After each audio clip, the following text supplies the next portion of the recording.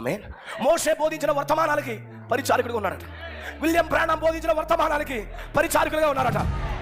ఈ వ్యక్తులను, మోషే వర్తమానం ప్రేమించే వ్యక్తులను, మోషేతో పాటు నిలబడిన వారిని, మోషేతో నడిచిన వారిని, మోషే వాక్యాన్ని నమ్మిన వారిని బోధించిన వారికి ఎవరైనా అవకాశం, వాక్యము తీసుకొచ్చిన వారికి ఎవరైనా అవకాశం, 1200 వర్తమానాలు బోధించిన వారికి ఎత్తబడే అవకాశం ఇవ్వలేదు.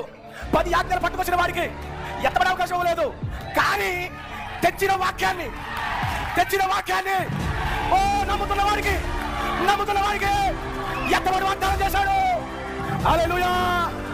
దేవుడు గొప్ప, నమ్మడం గొప్ప, దేవుడు గొప్ప, నమ్మడం గొప్ప. ఆ కాలం బట్టి ఈ రోజు ఆయన కాదు, రాక్షణ మనకిచ్చాడు. ఆయన ఎత్తబడి మనదే, వాగ్దానం మనదే.